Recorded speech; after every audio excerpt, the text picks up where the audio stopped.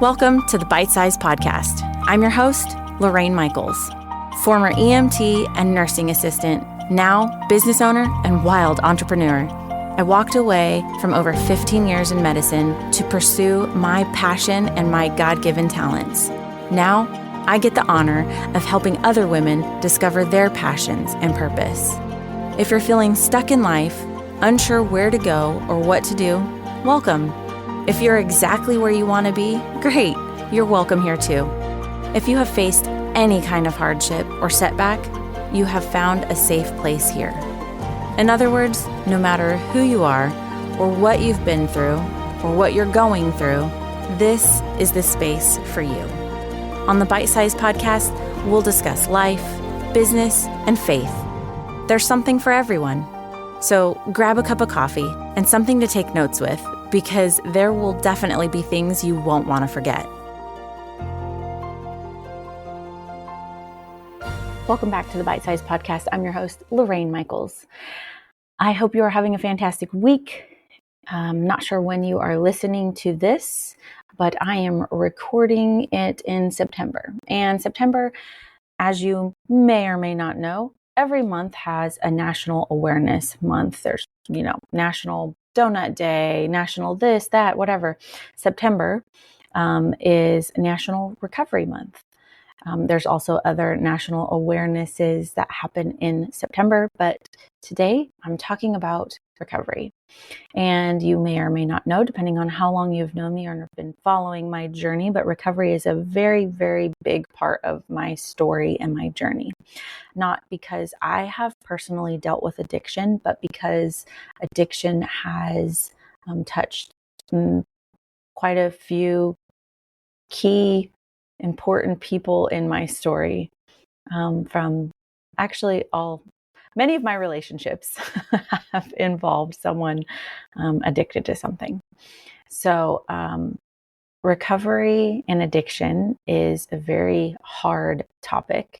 It's not fun, but it can be a beautiful story. It can be a redemptive story. And in my situation, there was redemption and healing, and it is possible. So at one point in time, I was in a relationship and my partner was addicted to pornography. I didn't know it. I didn't realize that it was an addiction. I knew it was a problem, but I did not know enough about recovery and addiction to even support this individual. And, because of my own choices and because my immaturity and my lack of faith and whatever, I can tell you all of the reasons why it didn't work out, but that relationship, that marriage did not work out.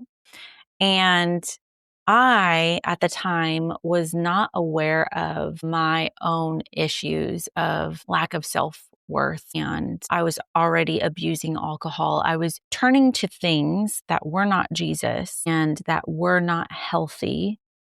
And instead of addressing the root issue and what was going on in me, I was just knowing that this didn't feel good. I didn't feel good. And I was turning to things that seemingly I thought in the moment made me feel good. And so to touch on addiction, what that was developing was a draw to, I'll just use alcohol as an example. Alcohol was my choice of my outlet, and that pain that I was feeling, or that hurt, or whatever negative emotion that I was feeling, rather than diving a little deeper into it and figuring it out and healing it, I was turning to my vice. And at that time, it was alcohol or attention from men. And so when I sought that and when I got that, dopamine was released. And so dopamine is a chemical, it's a neurotransmitter in your brain. It's a chemical that is released. It's your pleasure hormone. And so that's how addiction is developed.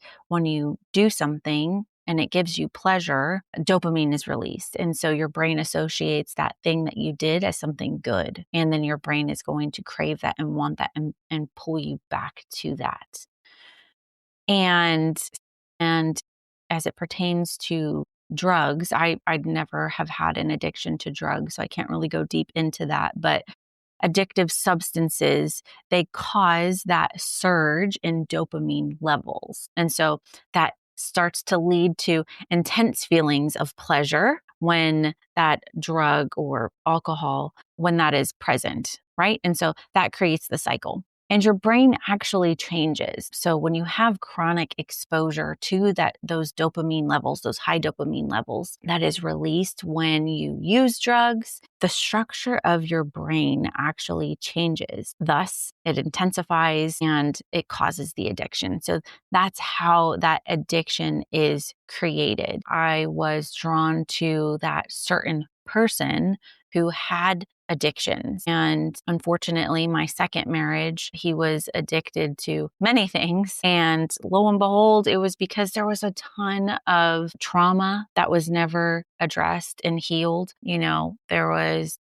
a lot underneath that caused him to turn to other things that were unhealthy for him. And that eventually led to a divorce. And that was a very toxic and abusive relationship. And I tried to help him through recovery. And as you know, I have talked about Celebrate Recovery a lot. And it has helped many people, and it helped myself because I went there to, honestly, I started going to make sure that he was going. But that is where I found the healing, and that is where I found the hope. And that's where I started to dig into the reason behind my patterns. And so that's what I want to encourage you, whoever you are listening, if you are in a cycle of unhealthy choices or you're in some sort of addiction, Celebrate Recovery. There's many, many programs out there, but Celebrate Recovery is something that I definitely encourage people to check out. It's everywhere. It's national. It's in every state. There's tons of them all over the world. And it is a program. It's a faith-based program, but it helps you walk through the why behind it. And it helps point you to healing and hope in Jesus. And which leads me to my now relationship. I met my husband through my ex-husband, to be completely transparent, and he was walking his recovery out. And so I'm not going to tell his story because that's not my place, but let me just tell you that he was addicted to pretty much the worst that you can think of and living a very scary, dark life. And it took him getting out of that, removing himself from people, places, things that were leading him down that path of destruction. He didn't know he was going to find Celebrate Recovery, right? He left the state he was in with his son, came to California, and I don't even know how he found Celebrate Recovery. Nonetheless, he did and started the program, and he was able to find freedom and healing from his addiction. And it is possible. I've seen it many, many times through lots of friends that I've met in Celebrate Recovery and still continue to meet in recovery. But my point of all this episode that I want to encourage you is that whatever it is that you're turning to, whether it's work, unhealthy relationships, alcohol, shopping, whatever it is that you're turning to give you that reprieve, to give you that relief, to escape whatever pain that you're feeling, there is hope and there is healing, and recovery is possible. It might not look like Celebrate Recovery. It might look like a 12-step program. It might look like a rehab facility or an inpatient program. There's lots of things, places, people to help point you in the right direction. I understand that addiction is a disease, but it is not a disease that you will die from or with if you turn to the right thing. And healing is very possible. You can 100% rewire your brain. Some people get stuck on the fact of, well, this is a disease and it's an addiction and my brain is broken. My brain has been wired this way. You can rewire your brain through the power of prayer, the power of Jesus. You can rewire your brain through subconscious healing. There's so many things naturally that you can do that can help you. And these programs, especially Celebrate Recovery, this program is designed for that, to get to the bottom of it, to figure out what it is that is causing you, that caused you this pain or this hurt, whether it was something that was done to you or something that you did. And this program walks you through the healing process, but you have to be able to get honest and vulnerable with yourself. And forgiveness is one of the key ingredients in it, is forgiving yourself of what you have done, forgiving who did something to you, or maybe it was a facility or a place where that trauma had happened, and you walk through this, and it's backed by scripture and steps to help you go through this healing, but recovery is possible. And so for September, this National Recovery Month, I want to encourage you to seek out help, even if it's something that is so minor.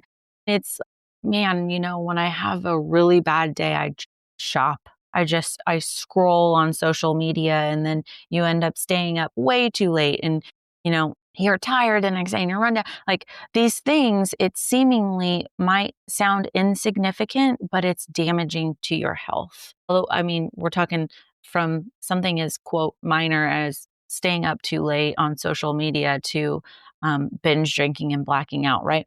These are two very different ends of the spectrum. However, they're similar in the root of it is you're turning to something to seek release, reprieve, to seek pleasure, to escape whatever difficult situation that you're in. But I just want to remind you that there is a God that loves you more than you can imagine. And you might be hearing this right now, and you might be thinking, no, there's not. There is no God, because I wouldn't be feeling this if there was a God. But I also want to gently remind you that we have free will, and we make the choice to pick up the drink. We make the choice to pick up the phone, to spend the money, whatever it may be. We're making that choice. God is giving you a way out. God is giving you another choice. God is inviting you to the freedom, to the healing, to the peace. It is available for you, and you can't do it alone. That's the other part of it, is you cannot walk this road alone. And if you have no one, you have my email. You can reach out to me. You can reach out to me on social media. I would be more than happy to help you walk through this, whatever it is. Even if you have questions of like, where do I go? Where do I find it? No matter what, there is hope, there is healing, there's options, and recovery is possible. Healing is possible. And there's so many stories of the redemption and the healing that I know, that I've seen, that I've witnessed, that I've walked through, even with myself, with the drinking. I did the program, I did the work, I figured out what was going on. And it's a daily thing that I have to do. I have to surrender my wants, my will to God. And I ask God for the strength to get me through, to not turn to these other unhealthy coping mechanisms. If I have a bad day and my thought is, oh my God, I just want to drink, I just want a glass of wine, I know that is not the time for me to drink, because there's something negative that is happening, and I'm seeking something that is not Jesus for my comfort. Now, do I drink? Occasionally, yeah, at a wedding, whatever, like a glass, whatever. But I do not drink for a release, if that makes sense. I do not drink. If there's something negative going on, I don't drink. If it's just whatever, glass of wine with dinner, or like I said, at a wedding, whatever it is, it's one. And my situation, the feeling, whatever is going on, it's not negative, and it's not to release or to escape. So there's a difference there. And there's some people, and there was a season of my life where that was not an option. It does not matter if I'm happy, angry, sad, it does not matter. There has been a season where I completely abstained from drinking because I was going through that healing, because I was still doing the work on myself and trying to get to the bottom of whatever it was. My husband, for instance, absolutely not. No drugs, no alcohol, nothing. And that is because he knows where that leads. But it is possible. I'm telling you, it is so possible. So I just want to wrap this up. If you are seeking help, look up Celebrate Recovery. They're everywhere. There's programs everywhere. If you are employed, there's parts of your insurance that they offer help for addiction and recovery. And raising your hand and asking for help is not a bad thing. There are so many people who are scared to do that because of the look, because it might seem weak. But I also want to gently remind you that falling into that addiction is, I don't want to say that is the weakness, because it's not just willpower that helps you get sober and remain sober. You need the strength of Jesus. You cannot do it on your own. You need the strength of community. You cannot do it on your own, because when we are alone, we are weak, because then we fall into the lies that the enemy is telling us. We don't have that accountability. So alone we are weak, right? It says it in the Bible. A cord of 3 strands is not easily broken, right? Think about one strand, one string, you can break that.